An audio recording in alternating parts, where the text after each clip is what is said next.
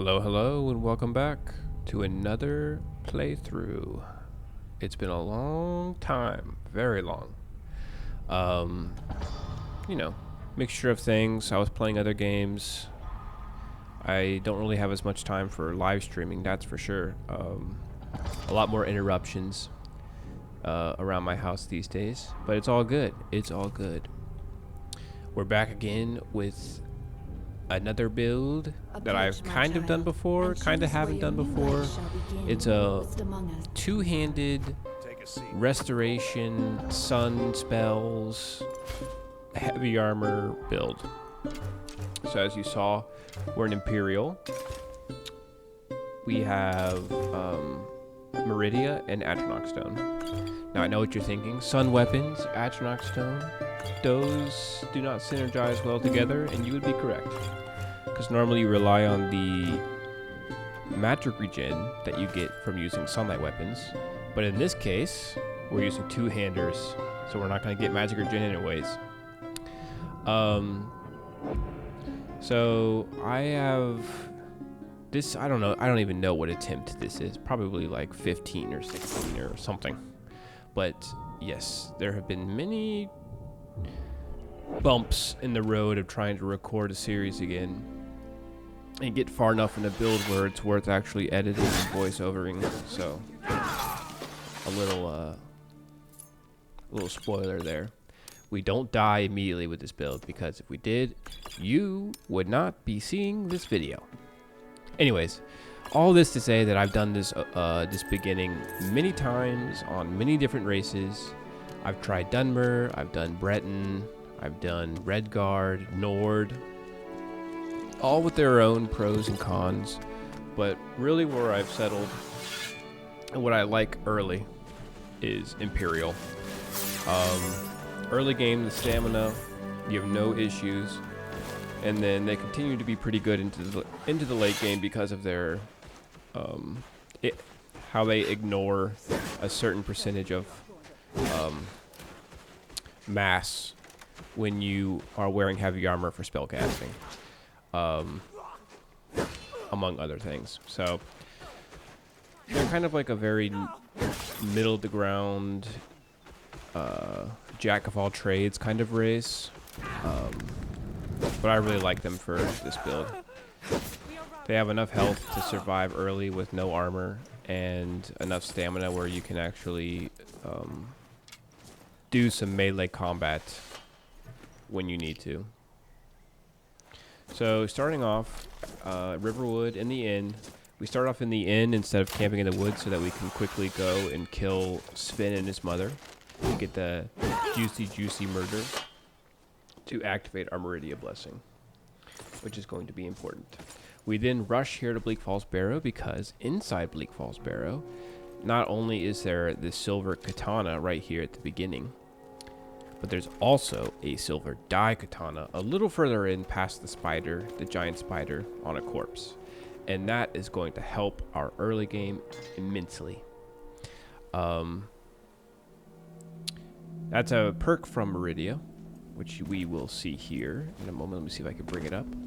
It is that silver and silver-lined and sunlight weapons and ammunition do additional sun damage that scales with restoration. And we'll showcase that here in a minute with this silver katana, which is going to do more damage than our iron greatsword, even though we have perks in two-handed and not in one-handed, just because of the Meridia blessing.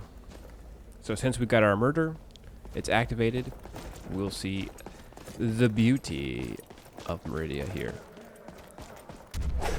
Bow! Wonderful. I did install the mod that kind of silences the sound of the sun damage from Meridia's effect, because it is just so overwhelming. It's so loud. So that's going to be the key to the early game here. We don't have heavy armor yet, so we're running around in unperked light armor, and we just have a single perk into two-handed. So the majority of our damage that we're going to be doing is going to be coming from our Meridia bonus. With this series, I'm going to be skipping a lot, mainly trying to focus on the action like I was doing before, but even more so. So I skipped all of the, you know, running around, grabbing random chests around Riverwood, killing mud crabs, killing slaughterfish, and then, so this is the insights. These are the insights that I got from doing all that. I'm using to level up right now. So our choice here, gonna go with Funerary Rite and Sunfire, so we have a nice ranged option. This build is not just gonna be utilizing sunlight weapons or utilizing silver greatswords. We're also going to be doing a lot of spellcasting here, because another effect of Meridia is that it increases the damage from sunlight spells. So we're going to be utilizing that a lot. And of course the detriment of Meridia is that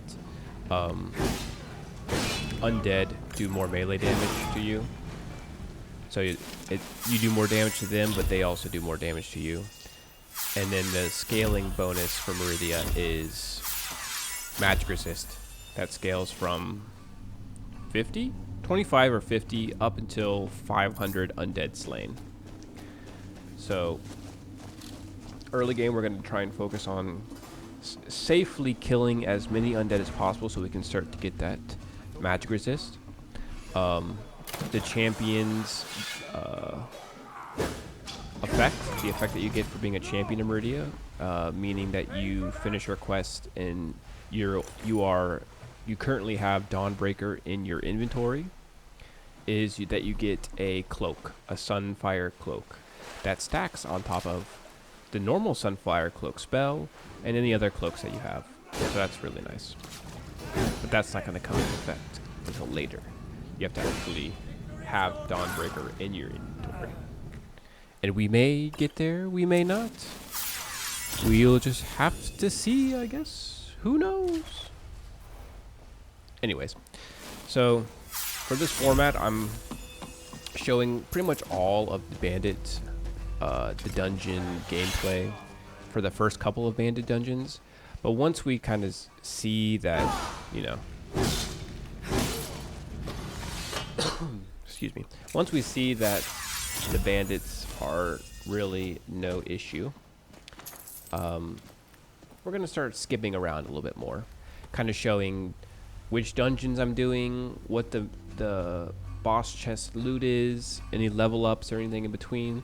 But the actual combat, since it's just very samey, you know, smacking them with a two-hander, doing tons of sun damage and stuff, I don't think it's super relevant to show all of that. And then especially once there's no more risk when we get our heavy armor, that's when, yeah, it's like we're essentially just going through the motions, running around, not taking much damage. If we do tank damage, you know, using our dual casted healing aura on self, regenerate it back, kill with two-handers, my silver greatsword, and then regenerate our health back with Funerary Rite. Just doing this over and over and over until we get a nice haul of insights. I kind of alluded to it, but we're gonna prioritize getting restoration up high, because the damage that we do with our extra sun damage on silver weapons scales with our restoration, and I think also with the spells,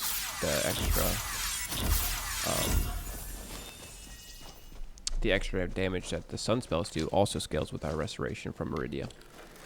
So we're gonna prioritize that and heavy armor, and then smithing as our kind of first couple of skills that we're gonna rush up to 50. Two-handed, I'm not as worried about. Like I said, the majority of the damage is going to be coming from the sun damage for being a sun weapon or a silver weapon. I really only took the first perk of two-handed so that I can break bows. Otherwise, I probably wouldn't even have taken any perks in two-handed until later on, when it becomes a bit more important. Because there are some enemies that you just need the physical damage for. So yeah, that's your classic Ember Shard clear. Nothing crazy here. There were no super strong enemies. Just your run-of-the-mill Ember Shard. Our inside luck was okay. I mean, not the greatest, but not the worst. I feel sad sometimes for the runs that I got super lucky and then died to something stupid. But this run, yeah, it was a very middle-of-the-road run, and that's probably why it did so well. Maybe. Maybe it did well. Maybe it didn't. Who knows? Certainly not me. I don't know. Anyways, moving on. We're doing our classic Meech Riverwood start bandit run through. So Ember Shard into White River. Actually, I kind of changed it up because normally I like to go White River straight to Valtheim, but I've died a couple of times in Valtheim with a couple of attempts, so I decided to play it a little safer. I think I go Redderins after White River. I'll try and make this quick. Ooh, we got the moves. It's been a while since I played Skyrim, but we still got the moves, that's for sure. That's what most of my early attempts were, is just to kind of, you know, get comfortable again with Skyrim and get my spacing down and all that stuff. Getting the feel of it again. I also tried a couple of dungeons a little early, and I got punished for it, like the Runevald or whatever, wherever Florentius is. I tried to do that dungeon early because it used to be doable early, but I think Ghoul Smasher has recently buffed up that dungeon, at least the boss fight, because I got absolutely smacked by that boss in there when I tried to do it early. I also tried to do Dark Light Tower. I tried to do that early as well. I just got like one shot by the boss. So, you know, a couple of good attempts that died for science. Fortunately, I couldn't share. I couldn't share the experience because I'm not doing any streaming. But maybe one day we'll get back to our streaming memes. I missed the interaction with chat. But for now, this is good enough. So, classic White River watch. We're still in robes, and this is actually can be a pretty dicey dungeon for robed characters because there are a lot of archers, especially in this ambush up here, which is why I'm still I'm not cutting any of this. It's still kind of interesting to see. We're still early days in the build.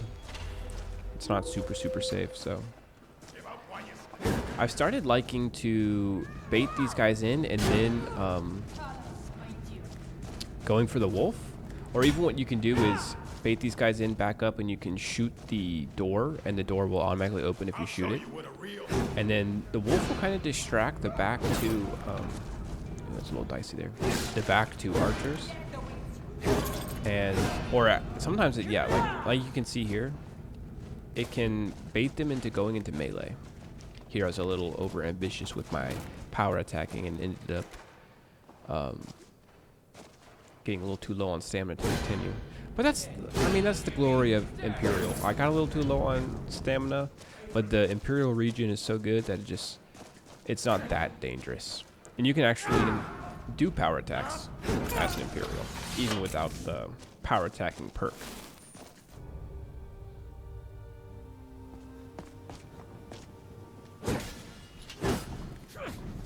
Here I get a little sketched out. I've died a couple of times. I won't say a couple times. I think I died once to fighting this guy. So I get a little sketched out. I'm like, okay, let's utilize our powerful ranged option here. I get shitty fortified potions. Deficient on both.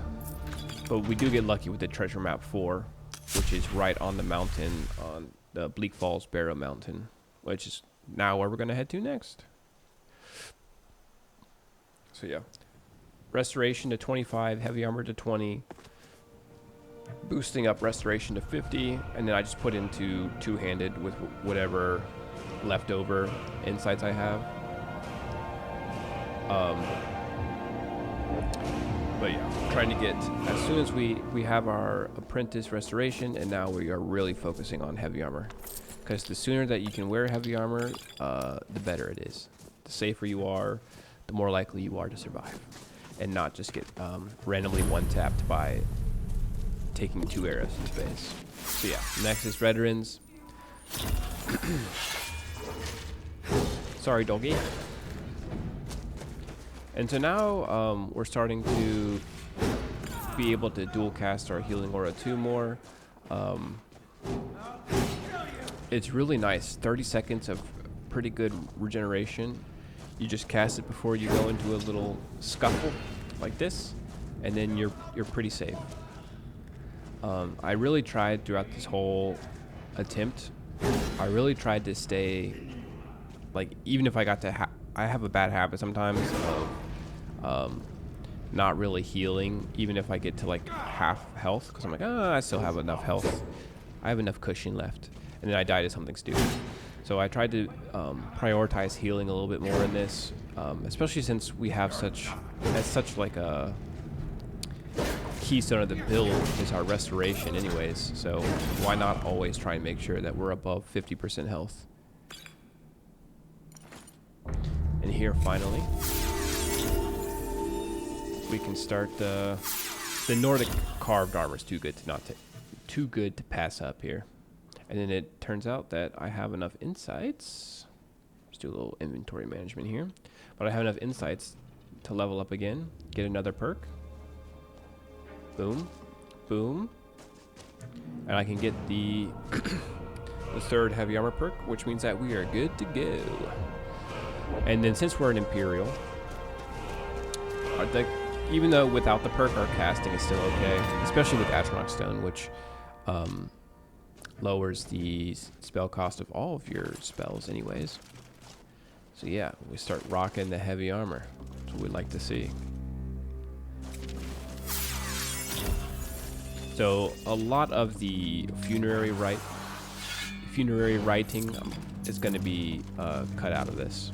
Just know that after every battle, pretty much without fail, I am funerary writing all the bandits to get the magic back. So in between clips, you'll see my magic increase. Get a little unlucky here. I mean, I'm not mad at the steel plate helmet, but it could have been a better enchant. Undying Breath, Restoration, Magicka, but we get steel plate of conjuration. I'll take it just because it's steel plate. It's better than nothing. All right, Silent Moon is next.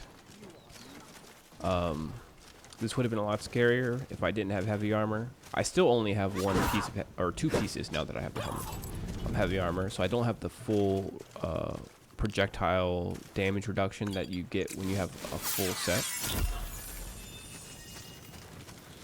But we are gonna remedy that here pretty soon. Once we kill Ron the idiot. Jon Snow the Crow. I'm sorry. So I don't know why I keep my iron crossbow, because I mean it's nice to have because you can have silver bolts, and then the silver bolts will proc the Meridia sunlight damage effect. But really, if we're going to be using a ranged option, it's going to be our Sunfire. We really have to be completely out of magic to use, and need a ranged option to use our crossbow. But it kind of, I think his AI changes. Sometimes he's like super power attack happy, and he's just like power attacking all the time. Sometimes he's super tanky, but that might just be the difference in different Modlists. So yeah, we get his boots, his gauntlets, and now we're our super tanky. Drop the iron bolts, because I would only use a crossbow with the silver bolts to get the extra sun damage. And then it's just slicing and dicing. Especially now, now that I have heavy armor full set of heavy armor. That's pretty a nice set of pretty heavy armor as well. Nordic carves, dual plate, and 2 sets of steel. The synergy of heavy armor and restoration is just crazy because you can just tank hits easily.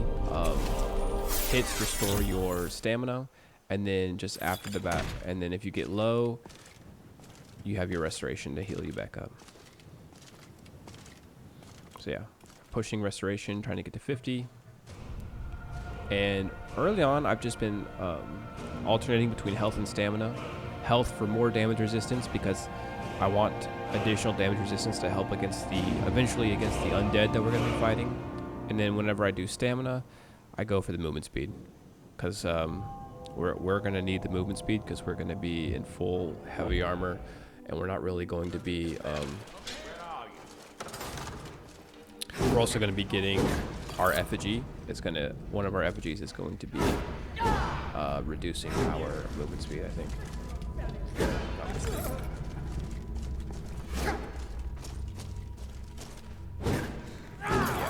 As you can see now, like, no risk to bandits. We're just like, the only thing that could kill me now is, I would say, we get an amulet Kinnert there, which is really nice. Either like tanking too many power attacks from an orc with a mace or a warhammer, stupidly, or a trickster, high level trickster. Those are the things that can kill me now. I'm not really scared of sword and boards or one-handers, unless it's a orc with a high-level orc with a mace, really. Just because we are so safe with our restoration, and even though we only have, I mean, it's almost 700 armor, so yeah, super safe. So here's where we're going to start to see a little more jumping around as far as clips go.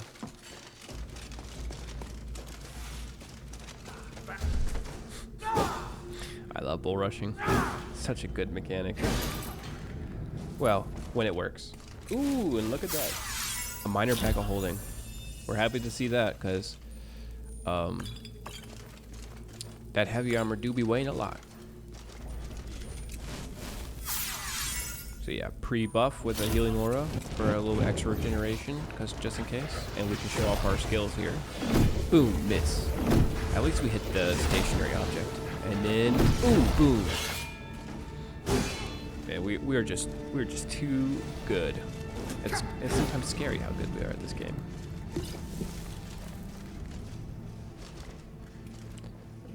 So yeah, high level orcs. That's really the only thing that I'm scared of. So we're really playing this quite cautiously. And tricksters, but we took care of that. Because you see, one wind slice, I think it was, half our health. So we're feeling good with our heavy armor, but we are definitely not unkillable by bandits. So still gotta be cautious.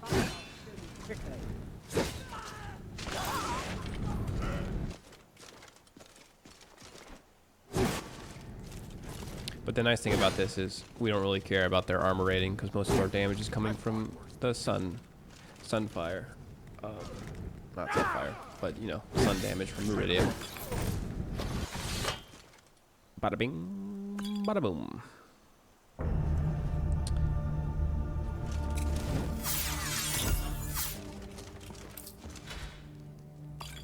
Nothing too much to, pretty good insights there.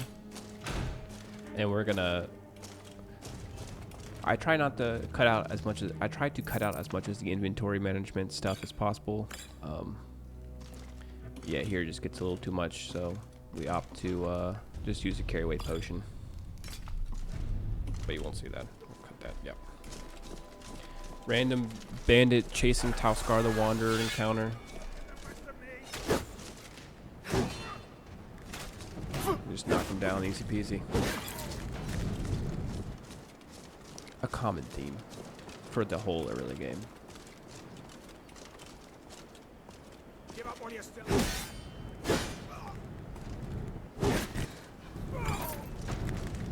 That's the last.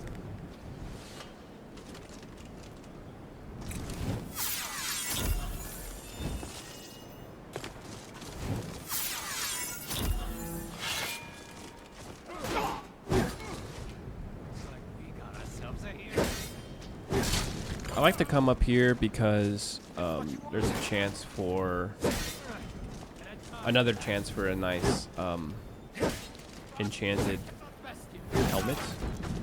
Hopefully we can get. I've gotten some really nice like Undying Breath helmets up here. It's the same sort of pool of helmets that you can get from the previous place. What's that called? I forget what that's called. Where I got this steel plate helmet. But let's see what we get. Ooh, ooh, pretty much the worst one that we can. I mean, resilience is nice with this because we don't have enough. It reduces the amount of magic you lose, which is always good with a Atronach build, until we get the heavy armor perks. That also reduce the amount of armor or magic you lose on hit, or the Galder amulet, plus the restoration perk. So there are definitely lots of ways to mitigate that, but here I opt to use my one-hander so that I don't break the staff in case the staff is something nice. But it turns out just to be lightning sparks, so boo. Not what we were hoping. But we don't really have the carry weight to carry around a staff anyways.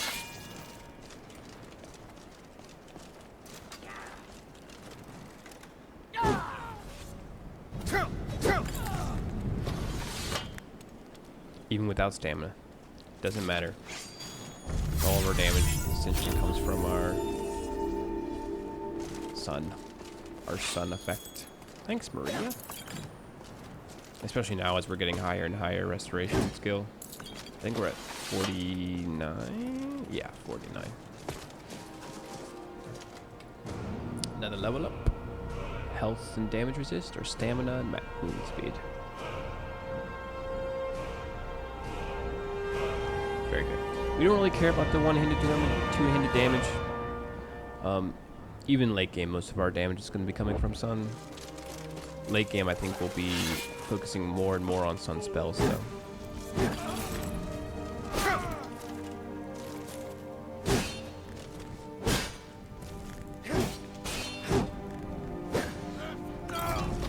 So yeah, the classic Whiterun starts. Going around, killing bandits, coming back, getting our effigy and doing the town stuff. Ooh, making some soup. Mmm, delicious. And some baked potatoes. Hopefully I have some cheese and sour cream that I can put on those baked potatoes. But alas, I think I don't have time to put sour cream and cheese on these baked potatoes. Oh.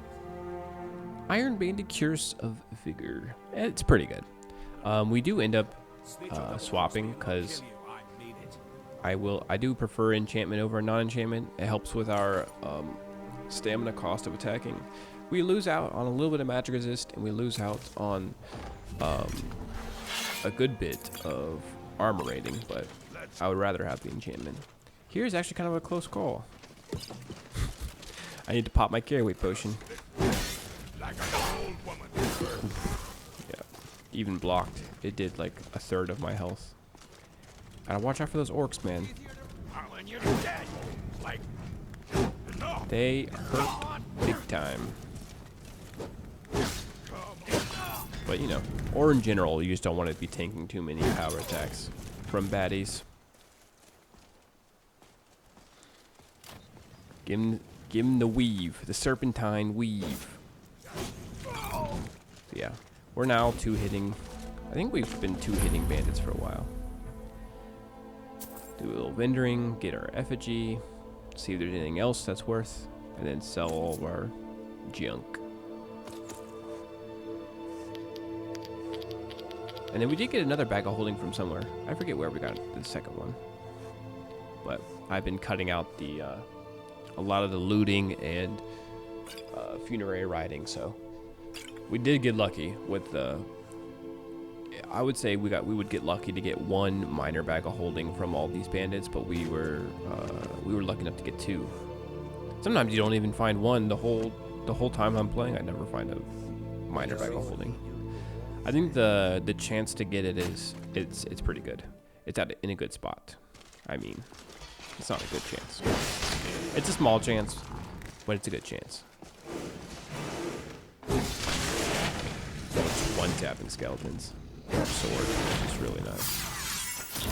And the skeletons with the armor, you can funerary rite, but the regular skeletons, you have to wait until you get funerary rite 2 to be able to burn those guys. Doing a little Anders quest. Like I said, prioritizing trying to get some easy undead kills. Getting enhanced constitution, not quite enough for a great sword, so, but we'll live with just our enhanced constitution, that's fine. So now our stamina woes are woes no moes. You know, if you've got the app.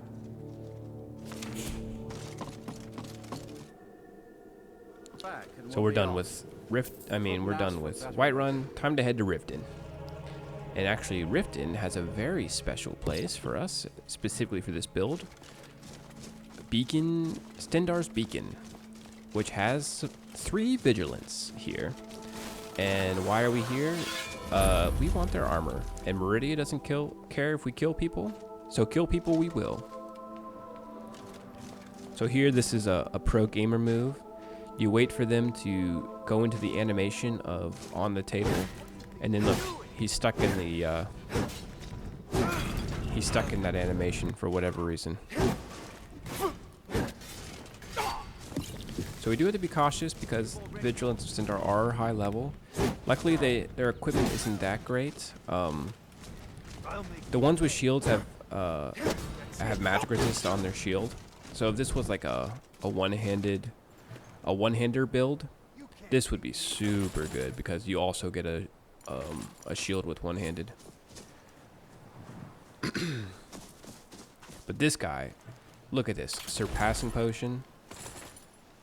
Oh, and a shock suppression ring. This is like super lucky that he had such good gear on him. And then just choosing the best ones. So each piece of vigilant gear, the passive trait for it is 7% restoration spell reduction, cost reduction. And I think the Cuirass has 16, if I'm not mistaken. I didn't look closer. So now we can really shoot out some spells. Let me see if I go right. And then we're going to be wearing some amount of vigilant gear until we get our eventual upgrade, which is the paladin armor, which instead of 7% is 9% per piece, and the enchantments are a bit better. Another ring of remedy. We found one already in that treasure chest, but it's nice to have. We can sell it. Yep. Nothing in the chest though. So that's why it's nice. Like if this was a Stendarr build, we couldn't do that because, actually I don't know if that counts as a murder or not. We do get a bounty, which we have to pay off here, but the bounty is only for 500, which is an assault bounty. But I don't know if it also counts as murder. But maybe you could be Stendarr, kill those guys, pay off your bounty, and you're fine, because it just counts as assault. But I'm not 100% sure if it counts as murder or not. Because I don't care, because I'm Meridia, and Meridia loves murderers. As long as you don't do necromancy.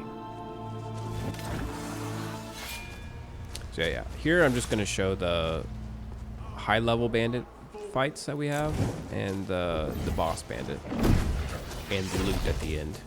Because the stuff in between is not super interesting. It's just the same. Even here, I was like, now that we have all this cost reduction and we can really spam our spells if we want, it's just nice to have the option to go into ranged combat with these guys. Get some distance and just shoot them with Sunfire whenever I'm feeling uneasy about a situation. I can always rely on some ranged spells now.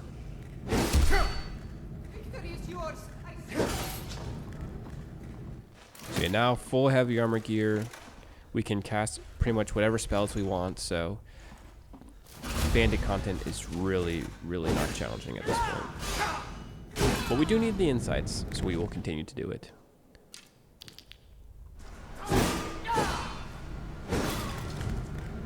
Last guy in the boss chest.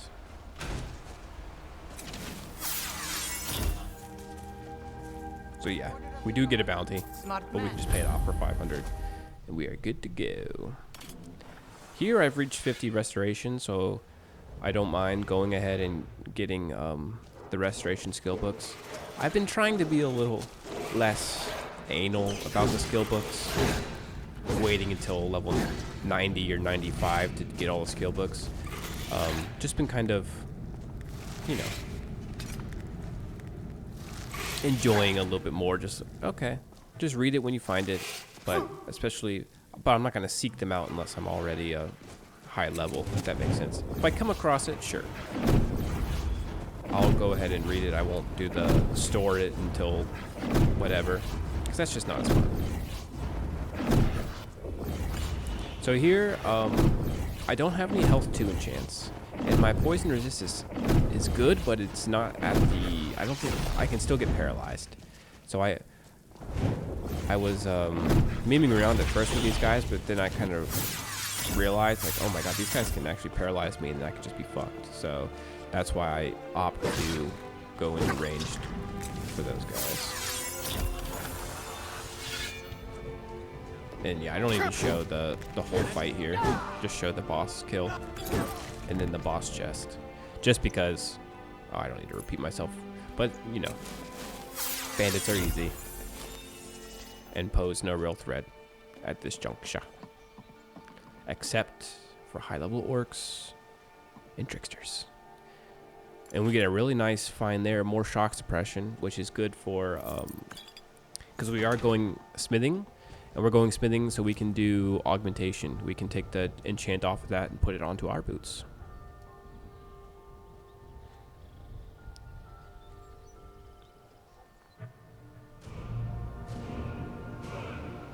I think I try to do a good job of showing every single level up so you can see my perk choices. But yeah, now that we've gotten our restoration to 50, we're pushing, and our heavy armor to 50, we're pushing for smithing. We get our greatsword, get some knock scrolls, and then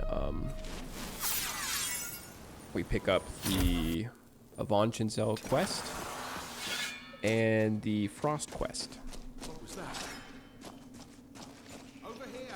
More bandits because, you know, because I love insights, that's why.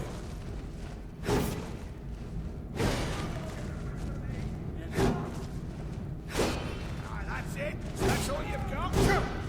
Yeah, but even the high level heavy armor bandits don't really pose much of a threat.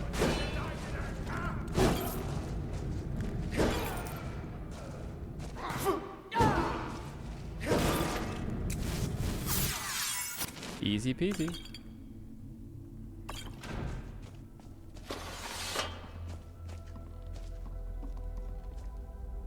Oh yeah, I went smithing up before I went heavy armor 50. I didn't even realize that. I guess I want the enchants more than I want the any more heavy armor perks.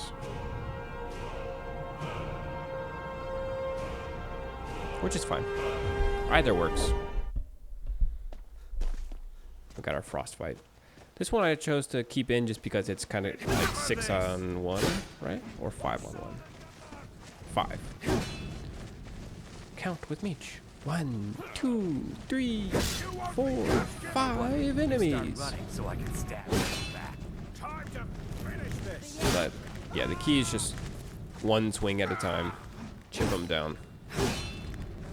If they hit you, heal back up. Yeah, you see my healing aura 2 just went off.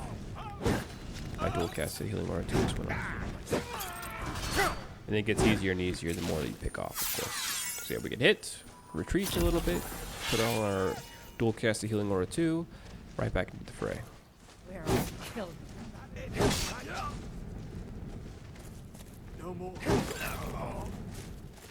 And we are even playing a little bit riskier than if this was like really early fighting a group of enemies. What you want to do is you want to bait out power attacks, get them far enough away from the group and punish with a swing so that you don't have somebody that's behind him that also power attacks you while you're trying to punish somebody's swing. We're an Imperial, which is really nice because you can right off from the beginning do that quest and do all the persuasion, pass all the persuasion checks. And it's that quest in particular, I would say it's not worth doing the quest unless you have 25 speech to pass persuasion checks, because the reward that you get for passing that persuasion check is huge. Either you have to kill the guy. If you can't pass it, you either have to kill the guy, or that's it. You just have to either kill him or give him the horse. So, but with the persuasion check, not only do you get the horse, but you also get like 1,000 or 2,000 gold, and you get 2 insights, I think. So it's just like a huge boon. So a little Avant and Cell action, which ordinarily is no issue for a regular Sunlight build.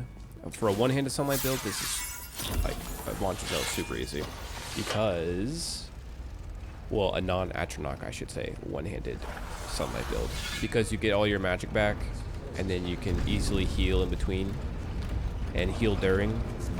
But with this build, you can't use Funerary Rite on the automatons, and I don't think we even have the sunlight weapon perk yet. That gives me movement speed with the two-handers. So it's actually quite challenging with this build to do early, because they're just not taking that much damage.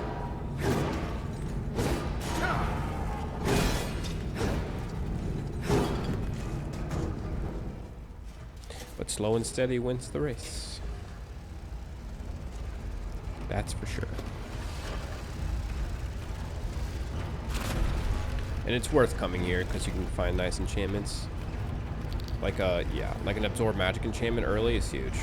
Especially since we have augmentation now, we can really utilize that early. It's not like a huge 100% necessity, because we have our Funerary Rite and stuff. That gets us back our magic. But it's just nice to have. Just every swing that you do, you get a little bit of magic back. But you can see here where I'm really starting to struggle against these spheres.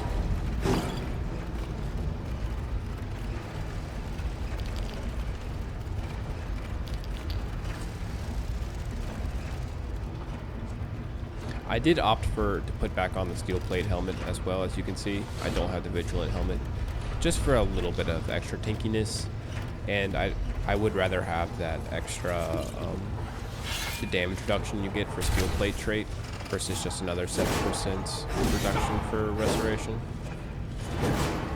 Yeah, especially here you can see it. I'm running low on magic because I can't Funerary Rite anybody, and I'm actively tanking hits from these spheres, so I'm losing magic on each combat instead of gaining magic on each combat like I would normally would against like bandits. So I can't heal myself with spells in the middle of combat. I have to rely on potions, so it's just very dicey. Very dicey. And I don't have the damage perk for my sunlight weapons either, so I'm forced to use just a regular silver.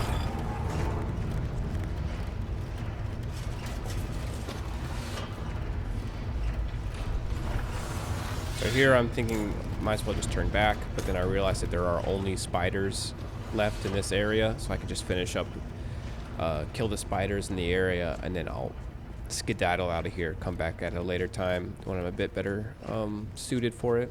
Maybe more, put a shock enchant on a sword to help do more damage, or just have the better perks to get more damage on the Sunlight Greatsword. But regardless, I'm not willing to continue and just die. So I'll just finish up these spiders, get the loot that's accessible at this time. Like in here. We get very lucky here. Filled Grand Soldier. You love to see it. Dwarven Shield of Vigor, don't really care. But now we can get our effigy now. We bought one from after the Whiterun bandits, and now we get our Grand Soldier. I opt for the Restore effigy for even more, because I'm not really planning to use any other magic school besides Restoration with this build. Just a pure Restoration Meridia warrior. So why not use Restore?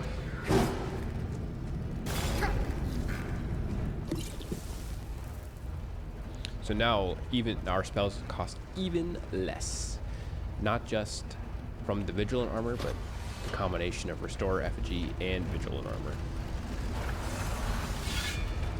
We have like, I think 40 or 50, 7% for 3 pieces is 21, 16 to the chest is 37, and I think it's 15%? I don't know if it's 15 or 25% for Restorer. I think it's 15.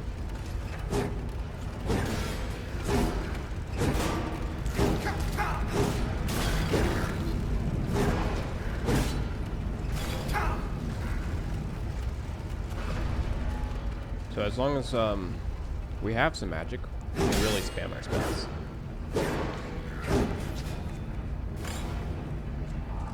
Yeah, spiders aren't that big a deal, especially if I have the shock suppression ring, which is a really lucky find again.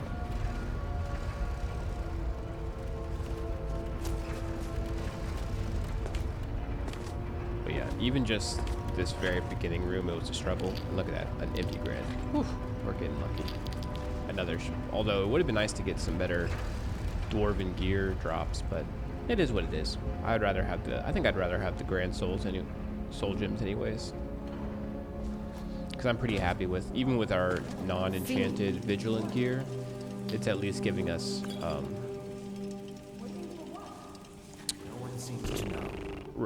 restoration cost reduction. So it's almost as if it is enchanted.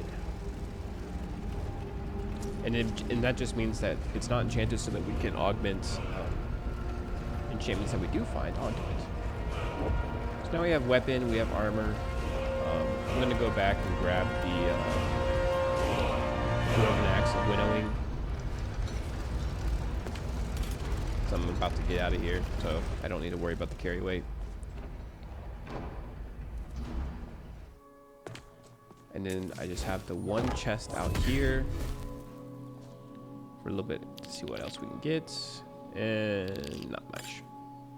We do get an insight, so small win.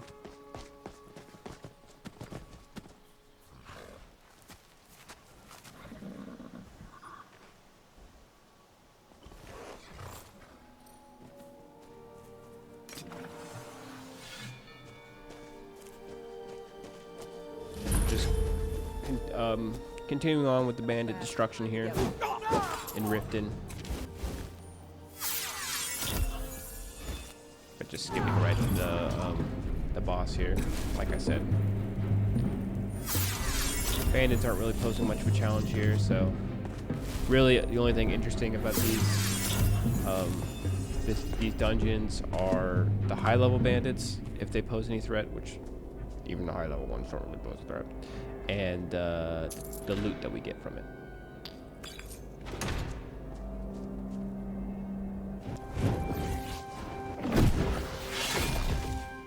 Yeah, we have the Orky boys. This is the boss. I don't know the other two. Sword and boards are not too bad, but still high level work, so got to be wary. Pick up our second effigy. Since we found a empty Grand Soul, we have a plan for how to get our next Grand Soul here. To to get our next effigy, which is going to be a unique choice, I think, for a sunlight build. In my opinion, at least. And then here we're just doing our equipment stuff. Putting the Stay alive. Why take a chance? magic absorb magic enchant on our sword, and the shock suppression on our boots. Oh, I was right, it is 60%.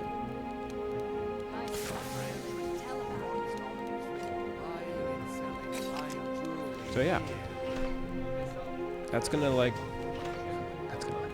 wrap up for the first episode. I hope you enjoyed. I am very happy with how this build, with the build itself. I think that's kind of cool.